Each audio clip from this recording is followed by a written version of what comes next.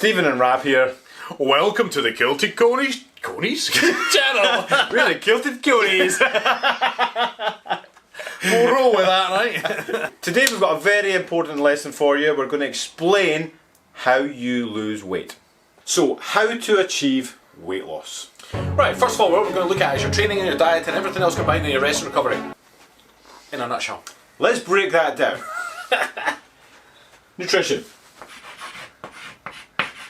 Now when it comes to your nutrition, you want to be taking into account all the different macros, fats, carbs, protein, where your energy is coming from.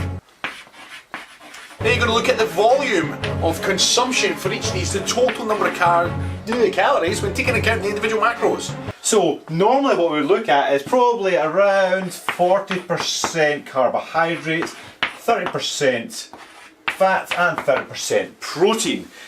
How that looks, well, if you consider the protein is 4 calories per gram, as is carbohydrates, but fats are actually 9 calories per gram, then actually working out these percentages, you need a calculator. So let's leave that one there for now. Yes. So then moving on to the training. So first of all, you need your training to incorporate both cardiovascular and resistance training to challenge the muscles. Cardio and resistance. When it comes to each cardio and resistance, you also then have to consider breaking those down into manageable chunks and balancing out with the rest of your lifestyle. For instance, cardio can be broken down into long, slow, steady state cardio, or it can be HIIT training, or it can be intervals, or it can be fartlek training. You can also have different methods including cycling, swimming, running, biking, rowing, sex. The resistance, you can have weight training, body weight training, HIIT training as Stephen said. You can break it into high reps, low reps, heavyweight, lightweight. You can even then periodise it for a whole year. Then you've got to consider, okay, well that plus this, you've got your nutrition and you've got your training. Surely that's everything, but it's not. Because then we've also got your sleep schedule. You've also got your stress and recovery. You've also got to take into account your gut health. They say you are what you eat, but you're not. You are what you eat, digest and absorb, and that all comes down to how healthy it is on the inside. Doing all your carbs, fats and protein is irrelevant if you're not getting the valuable nutritions through.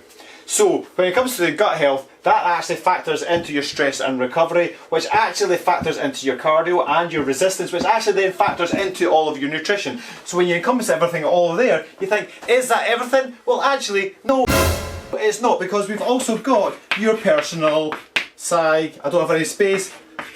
That's supposed to be one word, but I'll write it in two. Your personal psychology, because your personal psychology actually comes into a lot of this as well. Not just about the ins and outs of what we should be doing, but actually what does the mind want to do? How does the mind feel about it? How do you feel about these certain aspects? And with the personal psychology, it all comes down to what colour of trainers you're wearing, because studies have shown that people that wear red trainers rather than blue trainers have a far more chance of having success training in the daytime than people wearing blue trainers training at night.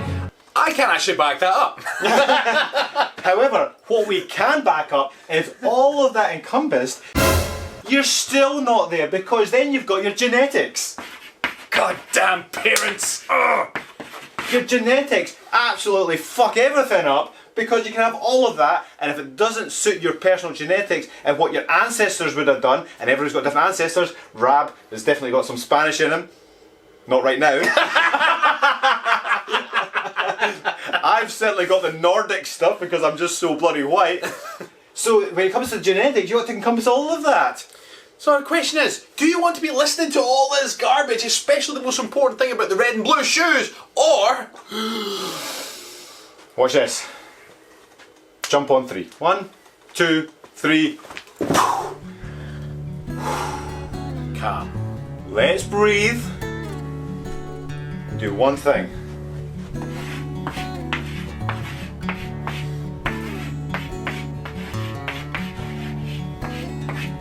Just start. Don't be bamboozled by the length of the staircase. Just focus on the first step. Just start. Too many people overanalyze everything. We've done this for a decade and a half and we still don't know everything. We've spent hours upon hours. We've spent over 10,000 hours helping people with their weight loss. We've spent maybe not as much as 10,000 hours, but a lot of 1,000 hours actually studying this stuff, reading books, learning from other people. Let us deal with that type of thing, and for you, just bloody start. If you overanalyze stuff, you get paralysation from overanalyzation. In the nation. With some speculation. There is that saying, learn to walk before you try to run. And that is no more prominent than in the weight loss industry, because you're always bombarded with different information and different methods. You've got all these things coming at you at once, different techniques, some advanced techniques, and that's the key thing here, because you might just literally be about to take the first step, but you're looking at advanced techniques like things like fasting and high carb, low carb, all this kind of stuff. You haven't even taken your first step yet. So it's like you're expecting to take your first step and then break the 100-meter record. It's not going to happen like that. When it comes to your weight loss, one of the foundation principles you want to be thinking about is minimizing your stress levels, because when we become stressed, it actually changes a bunch of things within your body, your physiology, but also changes your psychology. When we become stressed, your gut health will change, you'll start to release more cortisol into your bloodstream, which plays havoc with your energy systems, but your brain chemistry also changes, and it starts putting more blood into the chimp part of the brain and less into the thinking part of the brain, which means you can think about the logical things that you should be doing, but the chances are you're not going to do them. So for now, let's take it easy and just take action. You can overanalyze for the rest of your life and never eventually not even get there. Whereas if you just start taking action, do one thing that you know you should be doing but you're not. It could be drinking more water. It could just be starting to move more. It could be getting to your bed on time. It doesn't really matter. Just start. And don't worry about what the people around you are doing. You know, they put blinkers on racehorses for a reason, so they only have to focus on their individual race. Okay, sometimes you can be about to take your first step. You might have a friend that's already in jog mode, and then they're saying, oh, try this, do that. Whatever journey you've chosen, just focus on your own selection in front of you to take the first step. Don't get bamboozled with what people around you are doing. So as you can see, the colour of trainers that you wear is clearly very, very important to your success. Absolutely. I hope you enjoyed today's video. If you did, ring that notification bell. Drop us a comment, like, share, all the usual stuff. Drop it into the comments, your thoughts, your feelings, and your emotions. Go deep. Balls deep.